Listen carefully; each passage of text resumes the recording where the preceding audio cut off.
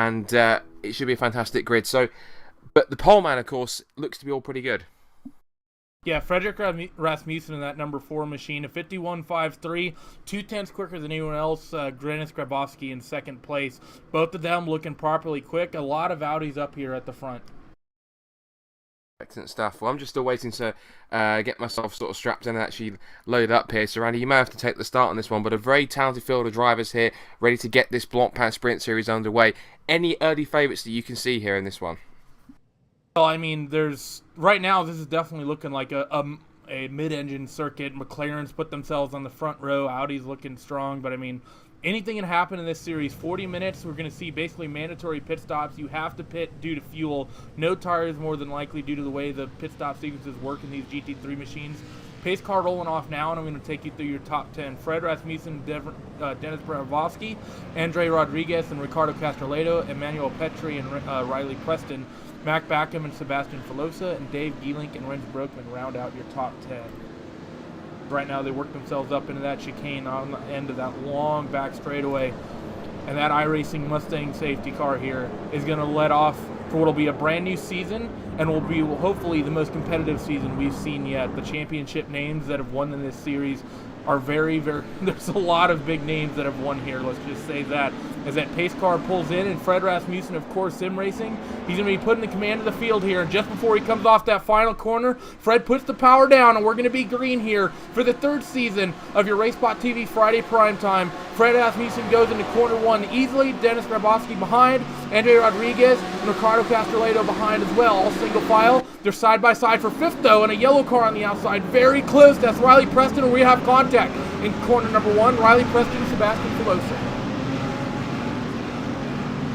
As they work themselves now into the Mercedes arena for the first time, and Sebastian Filosa working off that damage. You see a bit of aero damage on the right side of that machine, and a lot of cars cycling themselves through here. And if you note, people who are paying very much attention here, there are some people running some new paint schemes, and we'll talk about that as this race carries on. But out at front, Frederick Rasmussen has himself out to a good lead over Dennis, with Andrew Rodriguez closely behind in that Audi. Normally we don't talk about the McLarens much here in this championship. They're normally a bit off pace, but here they seem to be very quick. Fred now, as he works himself into the hairpin, about midway through your first lap, getting ready for the run up to the Schumacher S. This is where you're going to be McLaren's kind of struggle a little bit. This is where you're going to need all that downforce. So Fred and Dennis, they're kind of going to be hanging on. Andrew behind, Ricardo behind. They're going to be a little bit better in these Audis with all the downforce, but the Mercedes and the BMWs will really shine up through this section of the racetrack, being able to hold that power down. Now, as they work into the left and the right-hander, still relatively single file here in the early goings of your race. No one looking overly aggressive here just yet, as they work themselves now down your long back straightaway through the right-hand kink here that's easily flat out and basically a Mack truck. Now into the chicane here, though this is the Blancpain style chicane, so a little bit wider, a little bit quicker. Stay away from those curves, and you get yourself a good run now up towards corner number 16, the Coca-Cola curve, which is the final corner, down this long front straightaway here and into that tight corner number 1. Let's look at your movers and shakers here on your first lap. People putting themselves up positions, people putting themselves down. Looks like for the most part, no one really moving up too much. You have Renz Broekman moving up from 10th to 9th, and Miko Niederkamaki following him as well. For the most part, everyone staying relatively calm. Lugan Espolino in that number 8 machine, he moves himself up a couple spots, and actually Tommy Haka in that Team Redline Mercedes puts himself up 4 spots from 20th on the grid up to 16th. Looking back out front though, Fred has a 7/10 of a second lead, and he's running away from Dennis, who's now has his mirror absolutely full with Andrew Rodriguez. Ricardo Castrolato 7/10 behind as well, still just sort of hanging on for dear life as he can in the back of these guys. Now, as they work themselves through corner number 7 and down towards your Dunlop curve into corner number 8, and you see Andrew using the lights on Denis Grabowski to distract him. He wants to get any and every little bit of an advantage he can get. Now into the Dunlop curve, this tight right-hander, which is very awkward. Couple different lines you can take through there, and you see a couple of them working as they work themselves now up back towards your Schumacher S. Rasmussen still stretching this gap. I think it's basically up to over a second now, and Frederick in that core sim racing machine is looking absolutely dominant. Let's look at other battles that are happening up and down the field. You have Dave Gielink and Renz Broekman, a couple of your championship contenders in your Blancpain GT World Championship. That's the big series. This is sort of the lower end series here, but still, the talent in this field is unquestionable as they work themselves on a long back straightaway. Renz, really your best running BMW at the moment. This is going to be the part of the track where he is going to be absolutely struggling. That BMW, we know the top end is not very good at all, but on the braking zones going into the chicane, likely through the chicane, and on the short run to the final corner, he'll likely be strong. Looking back still, Miko Nikami has his mirrors and his hands full with a Mercedes. That's Sebastian Filosa, who we know got into that contact on lap 1. He's looking to move himself up the field. He's 3 spots down from where he started due to that contact. I'm sure the damage on that Mercedes isn't helping him at all. Probably losing a bit of top end, losing a bit of downforce as well as they go hard, braking into corner number 1. Now through this tight right-hander. You saw Sebastiano kind of looking to the inside, and because of that, Miko was a little hesitant getting the turn in. Because of that, gives Sebastian a little bit of an advantage. Now they work themselves through corners number 2, into corners number 3. Miko still holding on, still running a good defensive line as they work themselves now out of your Mercedes arena and down toward corners 6 and 7. And this is where Miko is going to start to get a little bit stronger here. This Audi likes the mid-speed corners and it likes the long straightaways, and this is where on this circuit you really start to stretch your legs. Scott, I got word you're finally ready to go. The start of this one has been intense. For the most part, though, everyone being relatively calm and cool and collected. Looking back out front, though, Fred Rasmussen, he's not being calm at all. Out to a 2.5 lead here in your opening laps. Yep, so it looks as though it's a McLaren 1-2. The Audi of Andrea Rodriguez up to P3. And Ricardo Castroledo in 4th position. Emanuele Petri 5th. Matt Backham 6th. And Preston Gielink, Brookman, Nitimaki, and also Sebastiano Filosa in 11th position. He'll work its way down towards the left hand at the end of the second sector out of the Schumacher S. Wonderful mixture of GT3 cars here. There's 5 cars permitted in this championship. You've got the Audi, the Mercedes, the BMW, the McLaren, and even the Ford GT if you want to go that far back as well. Now through Ad Van Bogen, up through the S's at the top of the hill, up towards what is still known, I think, as Coca-Cola corner. Winding their way through. Car number 4 taking his way onto the pit straight to complete lap number 3 of this opening round of the Blancpain Sprint Series Season 4 for 2016. Gap at the front is now 1.1 seconds between Rasmussen and Denis Grabowski. Andrea Rodriguez still holding station up in 3rd position. But a relatively calm start, but as you said, it's very surprising to a certain extent that the McLarens have the run that they have. But so far, looking pretty good up at the front for Rasmussen, trying to keep a pretty steady run at the front. Yeah, he's running strong right now. We have word that your number 13 machine has had an issue. That's Riley Preston. And you see that yellow Audi is just absolutely destroyed. Looks like coming out of the Mercedes arena here. No, this is the exit of corner number 1, excuse me. And this is just one of those issues you constantly get into on corner number 1. This is an issue he got into with Dave Gielink in that NX Red car. And that's just one of those situations there, Scott. I mean, it's just 2 different lines running through corner number 1, and they both met in the same place. I have to say, Riley ran a very tight exit on that corner, and I think Dave likely expecting him to go wide. Renz Broekman, though, doing a very good job to just avoid that. That's unfortunate there for Riley Preston, having to recover. Was 7th last time he came across the line, but he's coming up back through the Schumacher S now for the 4th time. Rodriguez, car number 10, has the eyes on as he heads to a left-hander, trying to chase down Denis Grabowski in the number 9 McLaren. Get some other movers and shakers up the field from qualifying as to where they are currently right now. Good start from Tommy Harker. Currently sits 16th, started P20 up 4 spots. He's now just trying to make an attack on JJ Nylander in car number 16. So it's Mercedes on Mercedes. Up towards Ad Van Bogen's got a toe through the right-hander as they head up towards the top of the hill.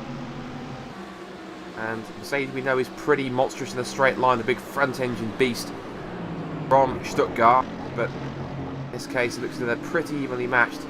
Harker, I've seen him race in Formula Renaults. He's been pretty prominent in those, but in a GT car, also proving he can go as well. Yeah, I mean, Tommy Haka is, they're on that red line black team. They're running in the top of the points in your Blancpain GT World Championship. Of course, everyone normally talks about the other driver in that car and that team is that's Gregor Houti, but Tommy, he's no slouch himself as he gets himself up into the top 15 here, up 5 spots from where he started, and like you said, setting his sights on JJ Nylander and that Glacier Racing Mercedes. Other people up and down the field to talk about. You have Mac Backham, where I don't think it's been officially announced yet, but our observant viewers can note the color change and a couple different sponsors on that machine right now. There's definitely going to be a team change in the works that I'm not going to announce it just yet, but just behind Renz Brookman, trying to reel him in as well. They work themselves through corners number 6 and now through the Ford curve at corner number 7. Dave Geeling behind, still a bit of damage on the NX Racing Blue machine. I have to say that contact with Riley Preston likely not helping the front end of that Audi.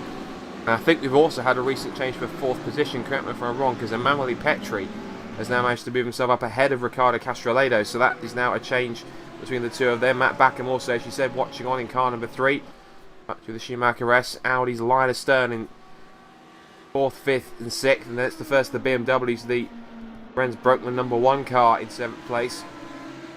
A nice diverse field up in the top 10, several different makes in the mix as well. Doesn't look as anyone's shown too much love to the Ford, but even so, lots of the other machines up in the mix as well. So at least, I think, all 4 of the other manufacturers up there in and around the top 10. I mean, Sebastiano Veloso is on the fringes. He's now possibly going to lose out to Tammy Accioli up at P11 into the chicane. Accioli tries desperate outside pass. There's a note between the pair of them. Accioli has to go across the gravel. There's damage to the front of Veloso's car. He runs wide up onto the grass.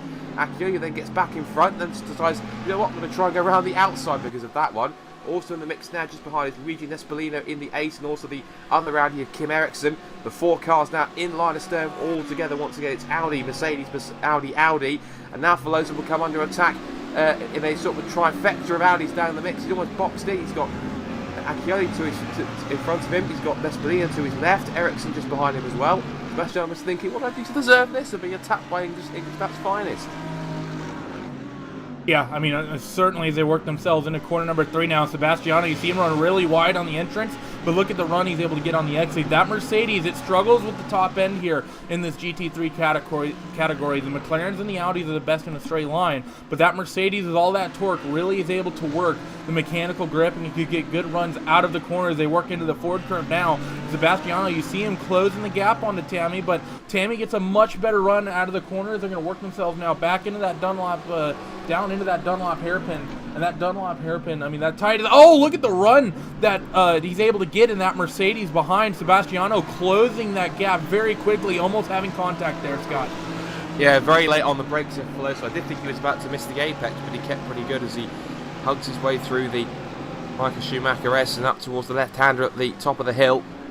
Get very close to Tammy this time around, and let's see, with roles reversed, because Veloso was the one that was being hunted. Now he's the hunter at this point in time. Let's see what he can do here in the slipstream, down the straight up towards Ab van Bogen. They charge in up towards okay, and again looks as though that Accioli's got the line in so far and the measure in terms of straight line speed. Hopping over the chicane left and right, over the curves on the exit. Nespolino has managed to drop Kim Eriksson just behind as well. Veloso's taking a bite of the curb on the inside. So Veloso, even though he potentially might lose out a little bit on the straights, potentially to the Audi, he's certainly giving a good fight, but now on the defensive down towards turn 1. It's going to have to be defensive. You see that Black Star Audi move up to the outside of corner number 1. That's Kim Eriksson. We'd recognize him from your VLN Endurance Series. So he's going to be familiar with about the first half and the last half of this lap very well. They don't run the second half of the GP course, though, in that series. But because he's out there on the outside for turn 1, has to go back single file. Single file into corners 2 and 3. Sebastiano is still trying to defend there from Kim Eriksson behind, while still trying to keep tabs of Tammy Accioli just in front, but Tammy's starting to stretch that gap out in front though. Frederick Rasmussen, that gap came down a little bit that last time by, as Dennis Grabowski, actually that was the lap before, Dennis was a little bit quicker. Frederick did a good job to stretch that gap out 0.2 of a second, but it's not just on track action we have to talk about here today, Scott. In this Blancpain series, you are fuel limited.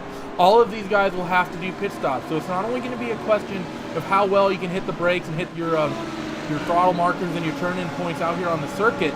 You're going to have to be perfect on pit road here with only a 40-minute sprint race. Not a lot of time to make up for any mistakes. Certainly can't afford a speeding penalty.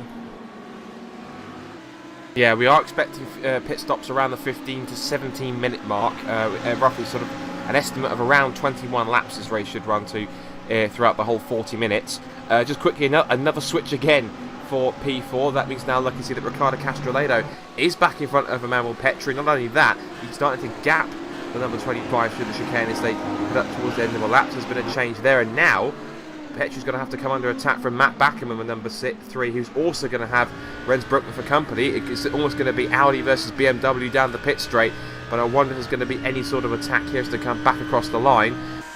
Quickly noting Rasmussen out in front by 1.3 seconds, so that hasn't changed a bit too much.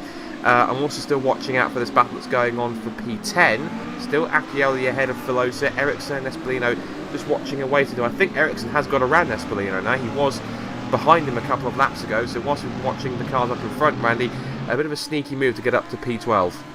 Yeah, great move there by Ericsson to get that move done as he's setting his sights now on Filosa, who's trying to still work his way onto the back of Tammy Accioli, and Tammy's not able to really run away here as they work out of your Mercedes arena again, and then now down towards corners number 5 and 6. This again is going to be where this Audi starts to come into its strengths a little bit. The circuit starts to really stretch itself out. A lot more long runs here. Just off the corner, the Mercedes should have a bit of an advantage, and then probably through your Dunlop hairpin, and then a little bit through the Michael Schumacher chicane, that Mercedes will be strong. But everywhere else, from here to the finish line, I think that Audi will likely be best. Yeah, Audi seems to be one of the favoured cars of choice. Of course, it tends to be sort of the best sort of all-rounder in terms of the circuit that you can pick out. So, not surprising that the majority of the field decided to pick machine from Ingolstadt. Towards left-hander again. Filosa looking to try and get the inside of Accioli into the left-hander. Nothing doing on that occasion, though he may have forced him wide on the exit. Filosa looks to his outside. Accioli has to go defensive on the inside line. It may give Filosa the run he needs off the corner, the slingshot and the draft down through the Av van Bogen and up towards the chicane. But it's not a big braking zone up here. It's more of a very high-speed chicane to cope with the GT machines. They don't like the curbs too much. He does dart out, he has a look, but he's not far enough alongside. So Filosa looking pretty racy here. We've seen him in plenty of series. He knows how to race well. Doesn't look again up the inside into the final hairpin. He's trying to force a mistake from Accioli. He's pushed him wide on the exit. You may get a good run here, and they're going to go side by side down the pit straight as they complete that number 8. This could be possibly a change for the lead, but Accioli is just going to hold on here, Randy. He's not going to give it up too easy. That's the top end of that Audi coming into play and the run down into corner number 1. You see Filosa braking hard, but I think it's a mix of both that Mercedes not having the legs in a straight line and a little bit of damage on Sebastiano's car. You see that front right fender is kinked just a little bit. Also that the right rear edge of the rear wing a little bit kinked as well. That's going to be causing a little bit of aerodynamic drag, and that's going to make life difficult for him, Scott. Really the best passing opportunities here going into the chicane and going into corner number 1. Unfortunately for Sebastiano, both of those passing opportunities are at the end of the longest straightaways on the circuit. Yeah, very true. And this is a circuit where it's as fantastically winding and technical as it is. Long corners and little tricky switchback sections. It's a circuit that's very difficult. There's not too many passing places because it still tends to be quite narrow indeed. There are 1 or 2 open sections, particularly down towards on the pit straight towards the turn 1 hairpin, but once you get back into that Mercedes arena, it closes up again and it really reduces your opportunity to already back in the momentum off the corners, and that is what's going to fire you past people if you can line them up properly. Up towards the left-hander at the top of the hill once again. I think this is Warsteiner, the left-hander. Filosa gets a good run, takes a bite of curb on the inside, and then this will set him up down the straight. A good run through this corner here and keep him in the tow. As you said, Randy, very crucial to get a good run off the corner to then start to make the run up the hill. But the straight line grunt of that Audi is certainly helping him out. It's keeping Accioli in the mix here and also bringing Ericsson back into play as well. Remember, this is only over 10th, 11th and 12th, but they're racing just as hard as if it was for the podium places. Yeah, they're fighting really hard right now. As taking a look back through other parts of the field, Riccardo Castroleta has started to run away from Emmanuel Petri, Mac Backham, and Rens Broekman. I think that Emmanuel likely holding the 2 cars behind up as well. As you see Mac with a big dive down to the inside of corner number 1, and Rens Broekman is going to try to follow him through. That's almost going to give Mac the position, but he's still on the outside, and he's able to get it done just on the exit of corner number 2 on the outside. A fantastic move by Backham. Now Broekman, he's going to try to leap up the inside into corner number 3, and he's got it at the apex, but he's going to be on the outside for 4. Able to hold on to it decently, but not long enough. Mac Backham goes up a position. Emmanuel defends, though, from Brokeman behind to not go down 2. You see Brokeman looking very racy right now, but that BMW we know struggles the most out of all these cars in a straight line. Life's going to be pretty difficult for Renz right now trying to get by. I think he really needed to follow Max through there on that last pass to be able to get that position done. Yeah, but I think possibly where he struggles in the straight line, he may be trying to make it up for it in the corners, and he's certainly giving Petri quite a bit of a hard time exiting the Dunlop hairpin and climb the hill again towards the Schumacher S. Very fast, flowing uphill S bend. They crest the top of the hill and charge up towards the left hand. That will take them back towards the run to the pits and another lap. So through the left hander, making lots of curb on the inside. Be careful not to run too wide on the exit. This battle continues on. There's another good battle we want to try and focus on here. What's very close here. Just looking back, this is for P14. Sorry, this is the JJ Nylander has got for company Tommy Harker, Joni Tarkkanen, and Zach Thomas in the mix as well. And not too far away from them too is Mika Harponen and Juan He Lopez in the mix as well. Again, only for 14th, but a good scrap going on here. We've got 3 Mercedes in a line. Then we've got the Zach Thomas Audi in the mix as well, number 22. And then it's Harponen in another Audi, and he's effectively, it's always Zach Thomas is kind of tagging onto the back of the Audis and waiting for these two to bring in the cavalry in some cases. It's going to be Ingolstadt versus Stuttgart in a minute with these 6. Yeah, it really is as they work themselves down your front straightaway here, logging another lap and beginning lap number 11, and Tarkkanen still trying to stay on the back of Tommy Hawk as they go into corner number 1 with Nylander running a little bit wide through corner number 1. This is going to stack up these 6 cars just a little bit as they go into corner number 2. You see Haka all the way on the back of that Glacier Racing Mercedes as they work themselves into 3, and we know that Tommy is very, very good. He's generally not the quickest in these Mercedes or in these GT machines from when we've seen him. He's always just sort of been middle ground pace, but he's never someone that we've seen get into any troubles. And that Team Redline Black machine we know in that Blancpain GT World Championship, right now the only car amongst your top several that haven't won a race. And because of that, I think has to do with both Tommy and Gregor's ability to just get to the end no matter what. Almost everyone else has had trouble throughout that championship. Now, though, as they work themselves into your Dunlop hairpin, JJ Nylander, you see him running very wide on the entrance using all the curb he has available, Scott. I think that Tommy's giving him a real hard time, and I think Nylander might be slower than at least a couple of the cars behind him, and I think he knows that. I think any little mistake we see, I think Haka will pounce. Yeah, he might be starting to become the cork in the bottle here because the 5 cars are stacking it behind him, and they may start to get impatient here as we head towards the pit window, so to speak, between these guys. Remember, the pit window, they're going to go about 15 to 17 minutes before they have to make the pit stop. They're not going to get to the end on the set of tyres and the fuel tank that they've got that they start the race with. Up through the Ab Van Bogen again. I'm just watching from the back of JJ Nylander's gearbox. Look at the number 7 Tommy Harker, the Mercedes looming large with its lights ablaze as they fly through the chicane on the left and the right, over the curbs on the exit. And Harker closes again under braking through the final corner. What sort of exit he can get as they come back onto the pit straight. The thunderous Mercedes V8. 3 Mercedes V8s against 3 Audi V10s, and it's a fantastic symphony of noise and automotive music as they come back down to the chicane, the hairpin again. And just keeping the line there, in closing under brakes. Good run through the hairpin from Harker. And also you can see they're taking a slightly wider line into the first part of the Mercedes, but they're keeping his cool here. But if he's not careful, he's going to have a massive queue of cars. He's got 5 cars stacking up behind him, and the longer these guys have to sit behind him here, the harder it's going to be for them to try and make a break and catch up to the guys to try and break into the top 10 later on. Yeah, you're absolutely right, and part of the other thing to talk about with this queue of cars lining up the way it is, it's 6 cars starting to work in almost 7 cars strong, is that any little mistake means you just get freight trained, and you don't just lose one spot, you're likely going to lose 2, 3, 4, 5, depending where your mistake is. So if you're in this queue of cars, regardless if you're leading it, or even if you're at the end of it, you can't afford a mistake either, because that's a lot of positions that you let just run away up the road. Any little mistake you have, you're going to lose a lot of ground, a lot more than you normally would. So you have to be absolutely flawless. Pit stops, though, we're going to be talking about those very shortly as we're reaching just over halfway in this race here. And really, you got to talk about what the strategy of when you do that pit stop, Scott, because I think it's certain everyone would have started off with a full tank of gas because you don't want to have a longer pit stop than anyone else just by taking more fuel on. That can just, cripple you. However, talking about the rest of this field, you have to ask the question, when do you actually come down pit road? We know you're not taking tires, but there is a certain point where even though the short stint, or even though you're not going to short stop someone, you're not going to make the undercut really work here because you're not taking tires. Getting yourself out of traffic early and getting yourself relatively clean road can be very significant. So if you're, say, in this 6-car queue with Nylander, Haka, Taken, and Thomas, happening all these cars right here, it very well might be worth it to come down pit road a few laps early and get yourself some clean laps outside of traffic, maybe jump a couple cars when they eventually come down the pit lane. Yep, what Harker needs right now is a good opportunity as the Heppers try and make it work, but you can see there, just parking his car in the apex to swing back into the complex. Now you can see the first of the Audis of Zach Thomas trying to sense his opportunity here, because Nylander's not doing Harker or Tarkinen any favours whatsoever.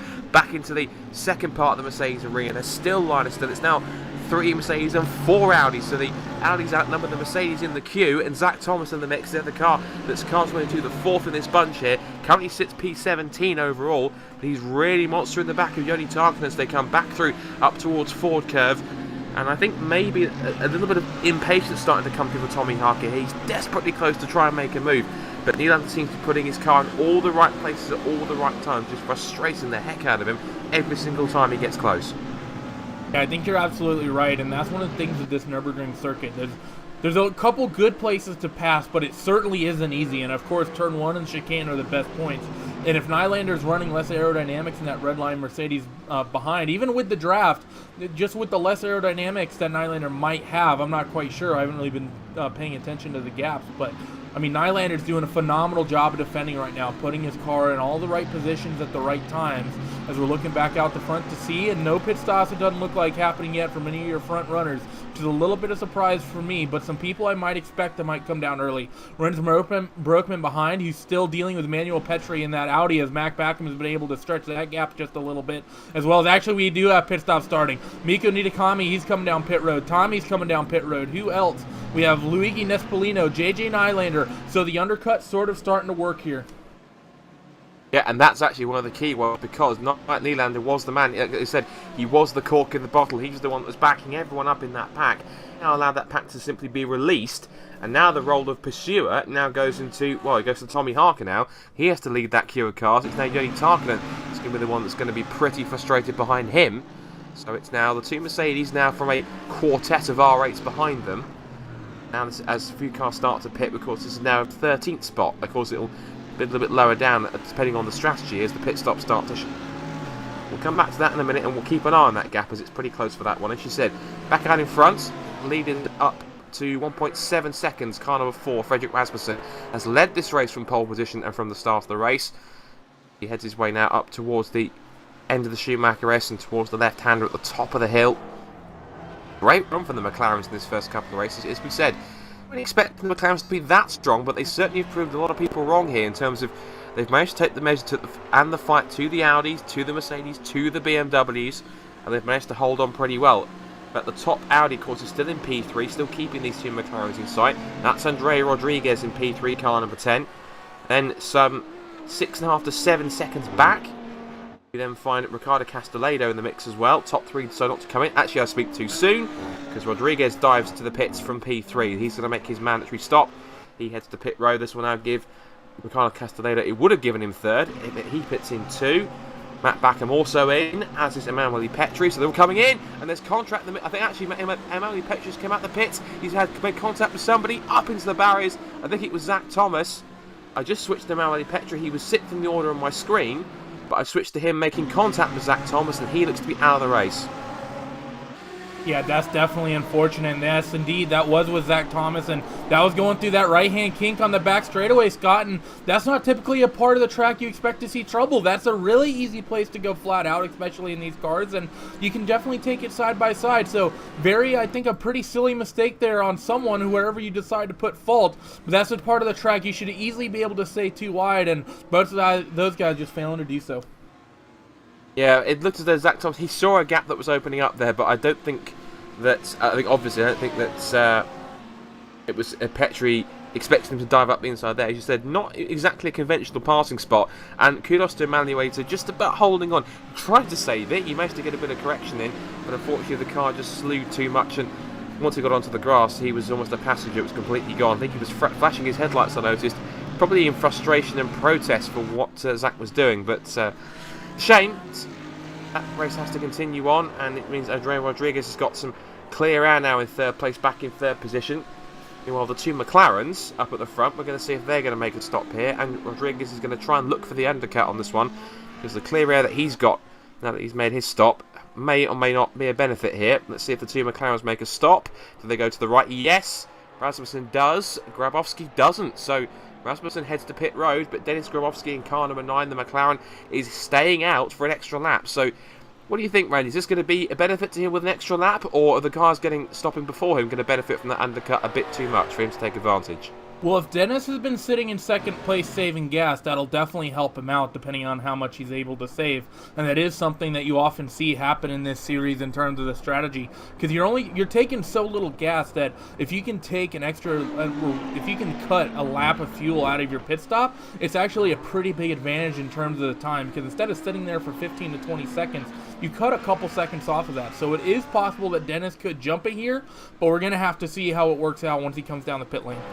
Well, Rasmussen has managed to make the most of that one, because he's actually managed to not only get out in front of Rasmussen, but extend the advantage he had over him substantially, because he wasn't too far away at the front anyway, because the gap was only around about 1.5 seconds or so, hovering around that sort of gap at the point in time. But it looks as though that Rasmussen has certainly utilised the extra lap. He stayed out more to his advantage, so maybe staying out a little bit longer is proved to be more of an advantage than a disadvantage than getting the undercut does. So hasn't really worked out for Rodriguez. They're shuffling out again. Ricardo Castrolado is now into 4th position. Matt Backham still 5th. Renz Brookman still 6th. Dave Geeling still 7th. Then Miko Nitimaki sneaking close with him. Tammy Acioli is up into 9th, but I don't see where Sebastiano Filosa's got to. He's not in the mix. He is down, classified in 24th position. Is still going, so he's obviously come to blows somewhere. The front doesn't look too much more damaged than it was earlier on, but spinning a spin somewhere around it, or a major mistake that's cost him in the pits big time. Yeah, I think you're right. Either making a mistake in the pits as our leader hits the pit lane right here. So this is where we're going to have to see whether or not Dennis going that extra lap is going to work. But something happened while the pit stop cycle was happening, and we missed what happened to Sebastiano. We'll try to figure out what that was. Maybe taking repairs, though, there, Scott, because we know he had damage from that lap 1 contact. Good point. A good point indeed in that one. Right, back to this battle that was going on. It's now become for 11th place, because the man at the front of that train once again is now an Audi. So it's Luigi Nespolino, car number 8. He's now leading the chain of merry dance, which consists of Harker, Thomas, Tarkinen. JJ Nylander has got back out, but he's lost 3 spots from when he pitted. He's now holding up Juani Lopez. Well, I say holding up, but Lopez. Oh, here comes our lead. Did Dennis make the jump? Dennis is out of the pits, so they go into corner number 1, and no, Fred is just going to be able to get by. But will Dennis get to the inside? Almost, just, no, not quite. So that close, Scott, is the fuel advantage that Dennis had. He reeled in Fred by about a second to a second and a half there just on the pit lane. Just not quite enough to get it done. Well, so that extra lap, you're very right, effectively, he stayed at an extra lap. It's worked in some way, because he's not 1.5 seconds away. That's actually less than a second behind him now. So he's definitely gained time on that side, because, of course, it was a shorter fuel stop. And because of that, saved him a crucial few tenths. That means now his chance to get a bit... almost gone. Unless I've spoken too soon. Grabowski out of the pits, collapsed the barrier on the exit. That's the commentator's curse right there. But thankfully he gets back onto the circuit quick enough.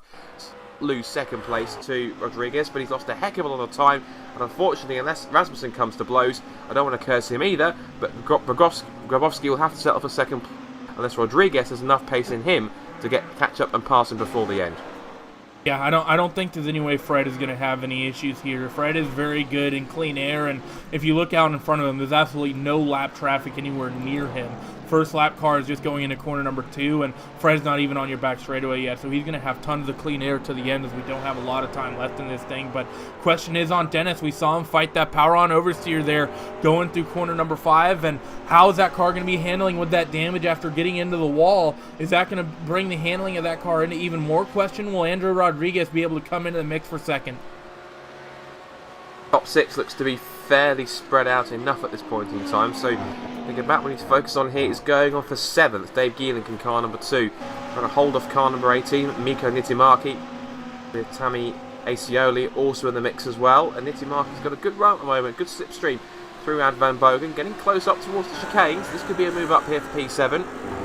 Possible change here. Nietimarki started in 11th. He's up at the moment 3 spots from where he started.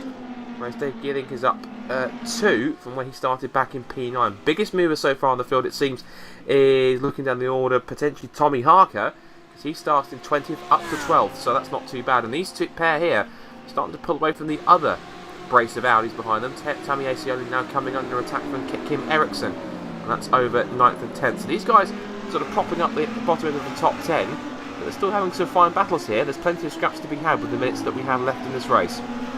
The lead's gotten themselves a little spread out, but like you said, a lot of scraps up and down the field, and that's really where we've seen all the battles tonight, is right around 10th, 11th place. That mid-pack is where these guys have been really close all day, and Luigi Nespolini, as he works himself towards the trailing end of the Mercedes arena, has a Mercedes filling up his mirrors of Tommy Haka, and you know that he's going to be nervous. Tommy has been really good all night, like you said, up 8 spots from where he started, showing great race pace and showing great just his ability to cut through the field has been impeccable.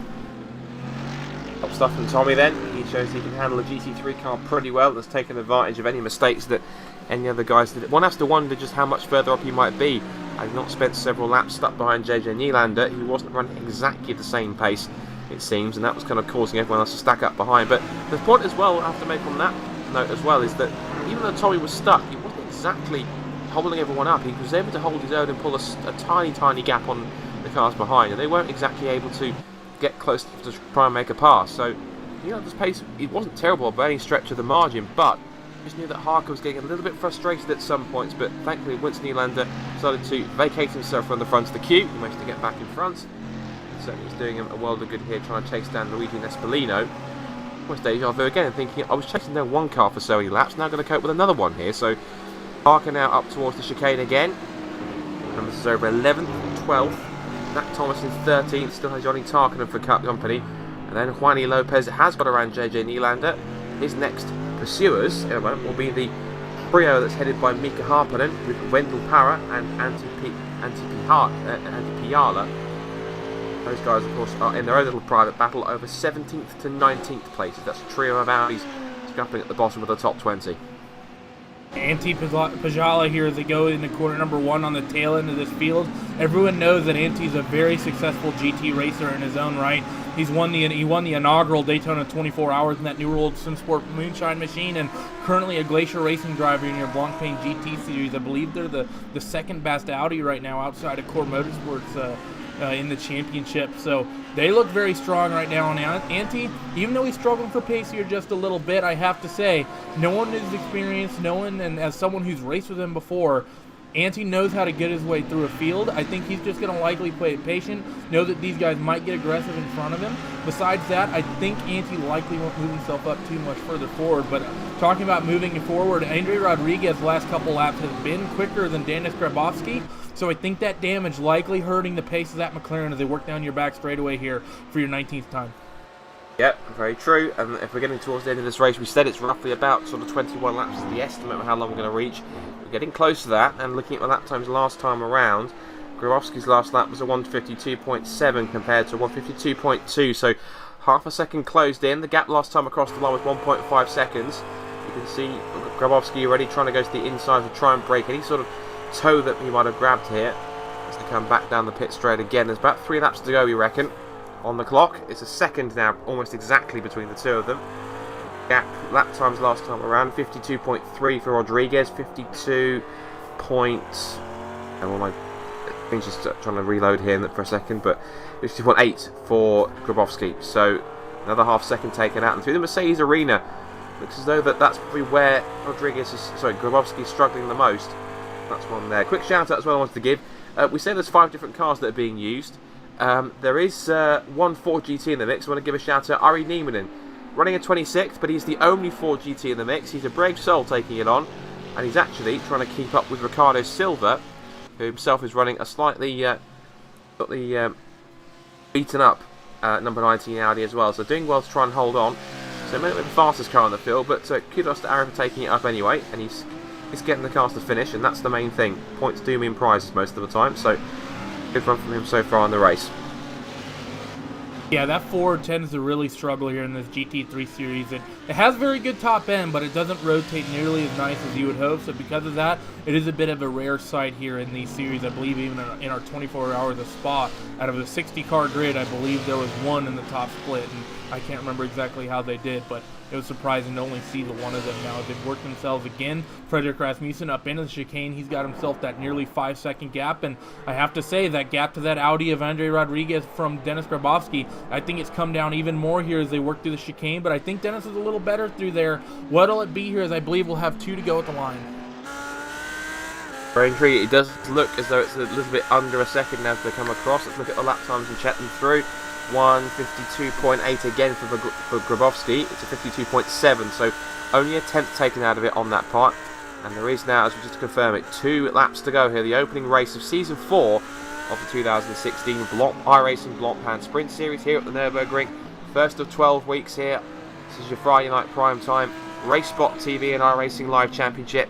It's one that you guys voted for, and certainly getting a treat here in the last couple of laps here in the battle for second place. Just as a reminder, it's still Frederick Rasmussen in car number 4. The McLaren that's been leading practically from start to finish has a 5.2 second advantage over this battle for second place. Dennis Grabowski versus Andre Rodriguez.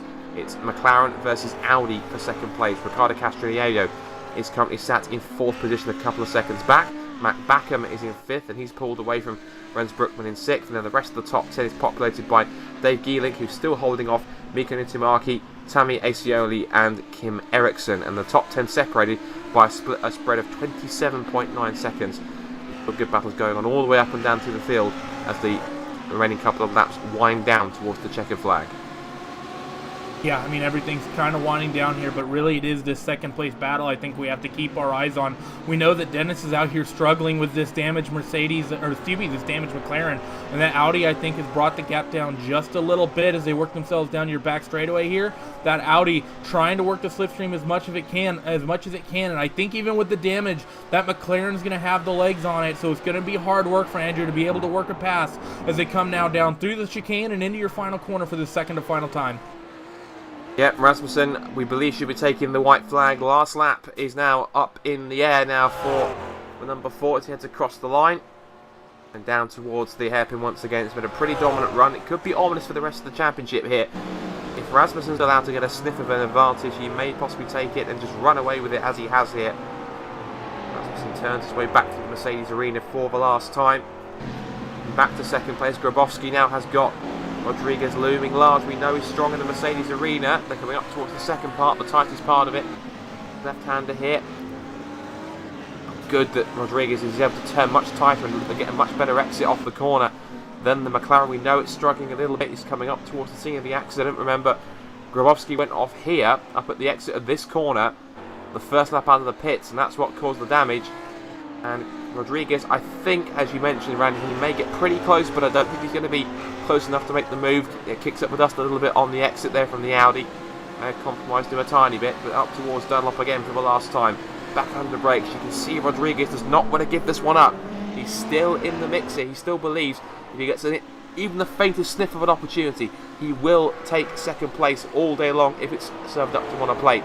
Up through the Schumacher S for the final time. McLaren second, Audi third. Will it stay that way by the time we get back towards the chicane? Into the complex. Left-hander. Take as much curve as you want on the inside. Watch the exit. Then the right-hander. Down the hill, and then they'll head back up at it once again. Only a few more corners to go. We'll head towards our front runners in a second, but we'll keep up with this battle for second place. Rodriguez is getting pretty close. He's running out of opportunities here. He darts, but he won't make it stick. Meanwhile, up towards turn 1, what a way to start the season.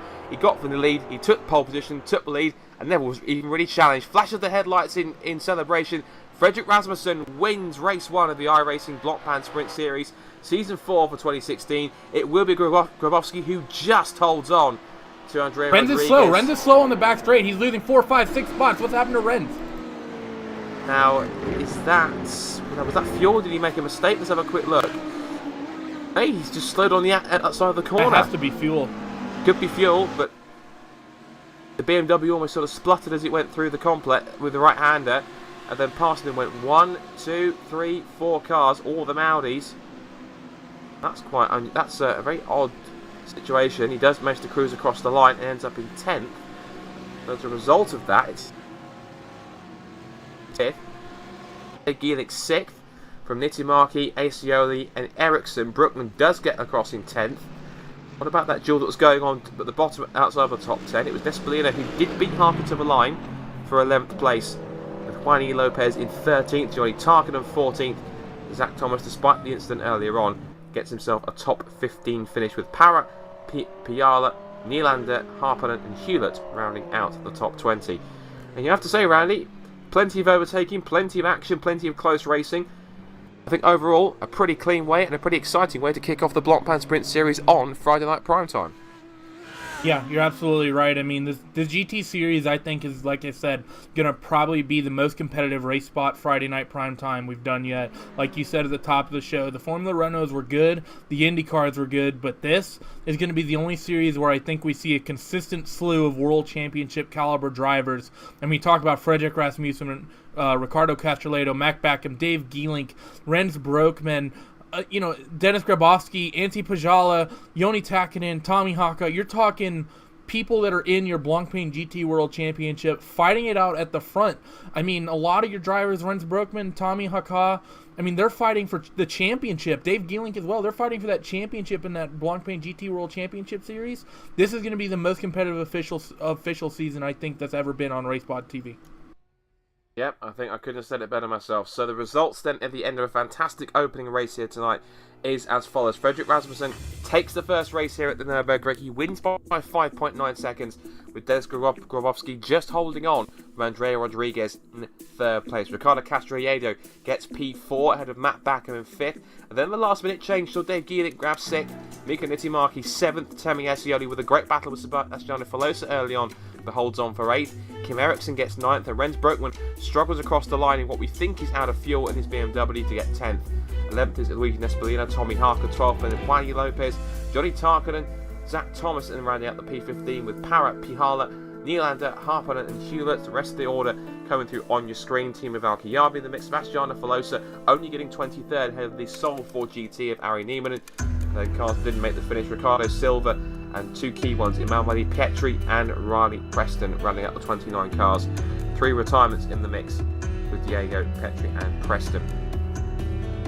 So, we're going to get some drivers up into the mix if they are around to have a word with. Of course, we can also let you know whilst we're waiting for that it's not the end, of course, of RaceSpotTV coverage. Oh no, there's still more coming up this weekend.